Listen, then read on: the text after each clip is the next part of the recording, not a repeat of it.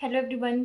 सो इस वीडियो का टॉपिक है how to write and mail to the scientist for the PhD vacancy. ठीक है, तो जब भी आप लोगों कोई भी पीएचडी वैकेंसी देखते हो तो आपको सबसे पहले क्या करना होता है, किसी भी साइंटिस्ट को जिसके भी अंडर वो पीएचडी की वैकेंसी है उसको मेल करना होता है। ठीक है, अप्लाई भी करो आप, बट एक सेफ साइड पे मेल ठीक रहता है। ठीक है, आप सबसे पहले आपको साइंटिस्ट को मेल करना चाहिए, अप्लाई करने से भी पहले आप मेल करो, क्योंकि मोस्ट प्रोबेबली ऐसा होता है कि साइंटिस्ट उस मेल का रिप्लाई बैक कर देते हैं, वो आपको बता देते हैं कि इस लिंक से आप अप्लाई करो। वैसे तो आपको जब आप कोई भी वैकेंसी देख रहे हो वहाँ पे भी पूरा लिखा होता है, वो प्रॉपर है ना।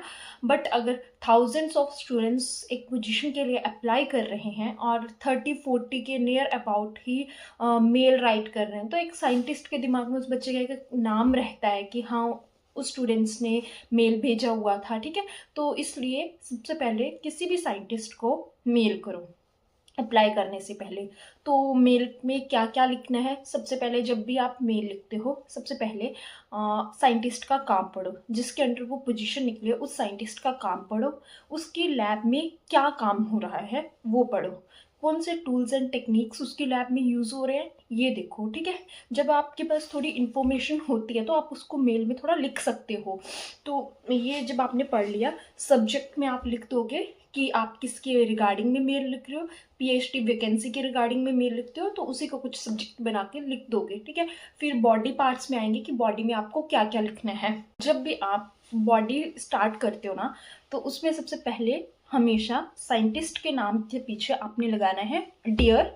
ठीक है, डियर के आगे साइंटिस्ट का नाम, फिर लिखना है greetings of the day. Then जो मैं अभी बताने वाली हूँ वो स्टार्ट करना है। आपको लिखना है कि आपका क्या नाम है, आप कौन सी कंट्री से हो, आपकी मास्टर्स किस में है। देखो ये जो मैं बता रही हूँ ये मेल्स मैंने इस अकॉर्डिंग लिखी थी, और अगर जितनी मेल्स मैं लिखती थी ना साइंटिस्ट को, मोस्टली उनका रिप्लाई मुझे आ जाता था। ठीक है, सिलेक्शन का नहीं, एप्लीकेशन फॉर्म फिल करने का तो चलो आ ही जाता था।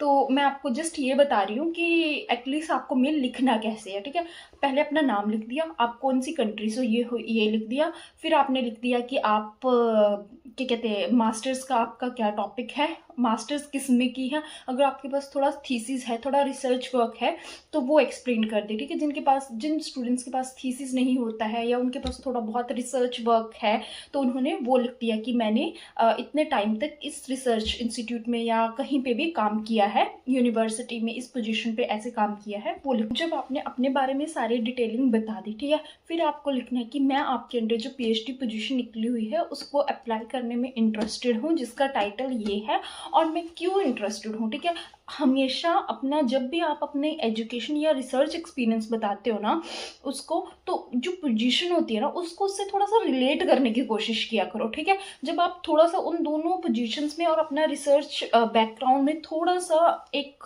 कॉम्बिनेशन बनाने का ट्राई करते हो ना, तो वो थोड़ी सी अट्रैक्टिव लगती है कि हाँ ठीक है, अब ऐसे तो नहीं ना लिख दोगे कि मैं इस पोजीशन में इंटरेस्टेड हूँ और बस बात खत्म। ठीक है, तो आपको थोड़ा सा ना एक्सप्लेन करना होता है कि why you are interested in this PhD vacancy. ठीक है, तो आपको वो चीज़ अपनी ना वहाँ पे मेंशन करनी होती है, कुछ अपनी स्किल्स मेंशन करनी होती है वहाँ पे। ठीक है, जब आपने लिख दिया कि मैं आपके अंडर इस वैकेंसी के लिए इंटरेस्टेड हूँ, मेरे पास ये स्किल्स हैं, मैं इन स्किल्स का यूज़ करके इस प्रोजेक्ट को एक बेहतर प्रोजेक्ट बना सकता हूँ।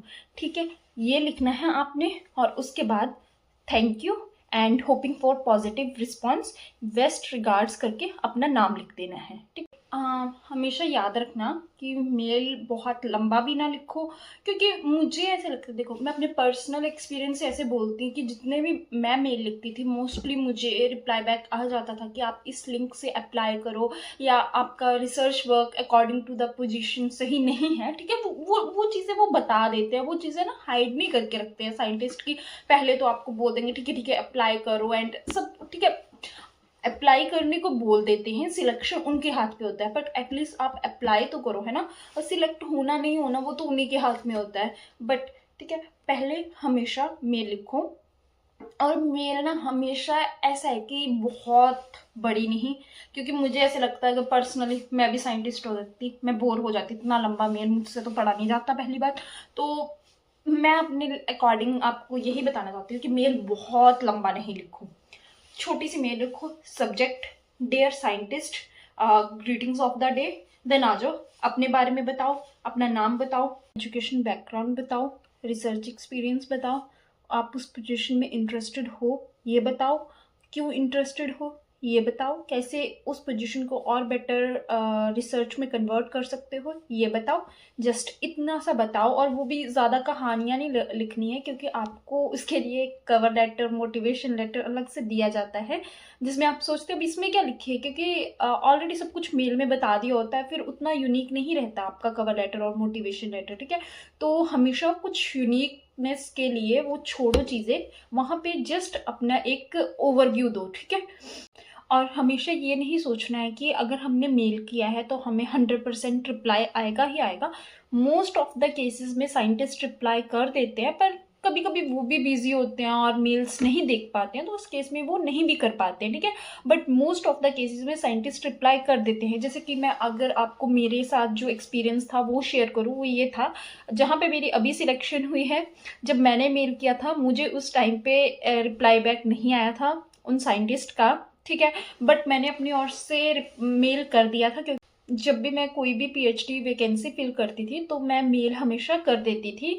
और सेम इस जहाँ पे मेरी अभी सिलेक्शन हुई है, मैंने उस इंस्टीट्यूट में भी पहले उन सुपरवाइज़र को मेल करके रखा था। हालांकि जो मेरा रिसर्च एक्सपीरियंस था, जैसे मेरा रिसर्च एक्सपीरियंस मॉलिक्यूलर बायोलॉजी और एंटोमोलॉजी में था, और सेम उन सुपरवाइज़र का काम भी molecular biology plus entomology plus virology में है।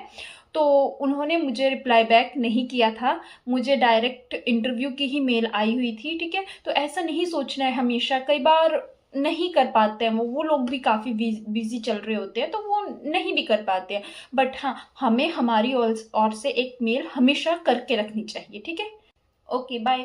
और फिर भी अगर मेल के रिगार्डिंग आपको ज़्यादा क्लैरिफिकेशन चाहिए होगी तो लेट मी नो, मैं अपनी मेल भी आपसे शेयर कर दूंगी, ठीक है। और आपकी मेल अगर किसी को ऐसे लगता है कि हमने मेल लिखा है, हम दिखाना चाहते हैं कि हमने सही मेल लिखा है या नहीं है वो ठीक, तो वो भी मुझे कांटेक्ट कर सकते हैं।